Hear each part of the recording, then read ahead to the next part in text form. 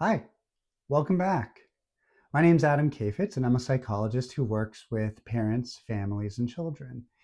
If you're returning and watching this next video, thanks so much for coming back, and I hope you found the first one informative. If you happen to be new to this video series, then welcome.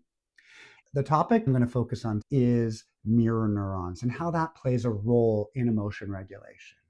Our neurons are actually firing in the exact same way. So if we take that towards emotion, our kids are always watching us and we're watching them. For example, babies cry and scream a lot. And that triggers something in our brain as parents. So while it's our responsibility to manage our own emotions and feelings, it's so much easier when we have help. Just like going to the gym. There's no way I could ever do what I do at the gym without my trainer. It's too hard and I need his help. Now, depending on our own history, and our own knowledge and skill with managing sadness, that's going to have a factor in terms of how our nervous system responds to our child. Neurons is actually really important because if we can manage to regulate our own nervous system, pay attention to how the feeling of sadness or the feeling of anger comes inside of us, and we can manage it in a non-anxious way, then we're better able to give a facial expression, a tone of voice, an action that's going to be able to help soothe our child or our older kid. What happens when our kids are having big emotional reactions that can then influence our mirror neurons, but also our emotion regulation system? But everybody has it, even us as adults. Even as we grow and develop, and we start to develop greater control, we can still flip our lids, as Dan Siegel talks about. You can check out Dan Siegel and the brain model for more detail. We don't always have the best responses towards our kids. I don't have the best responses either. I feel awful about it. I'm no different than anybody out there when it comes to how our kids' feelings trigger ourselves. And we can carry a lot of shame about that. Sometimes as parents, we get overly angry. Sometimes we yell. Sometimes we scream.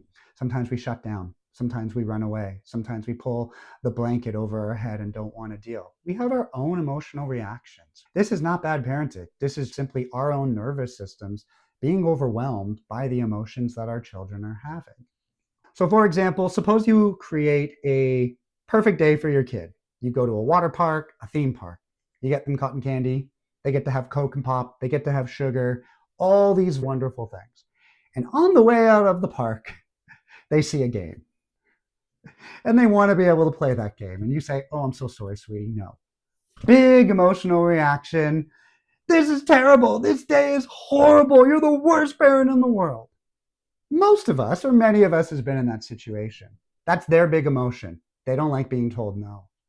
But then it triggers inside of our own brain if we can't manage it and just say, "I know, you're really mad. You're angry. I know, you couldn't get to play your game. We had a great day, but it wasn't perfect and it's not what you want. And I'm really sorry." To do that, to be regulated enough to do that, we have to actually manage the fact that our kid's really pissed at us, which is fine, and they're sad. And we have to face those feelings of sadness. But if we struggle ourselves to be able to manage sadness or to be able to manage anger, it's really difficult to give a response that can then help our kids to regulate their emotions and their feelings. So these are just things that happen, and it's just something for us to be able to pay attention to. Thank you so much for watching this video. I hope that there was good information and good tips that you could take away. If you have any questions or comments about any of the content in this video and you would like more information about it, feel free to either email me, contact me through the website, or drop a comment in the comment section, and I'll do my best to look at those comments, and then I can even create new video contents or expand on those questions. All right. Thanks so much for watching and have a great day.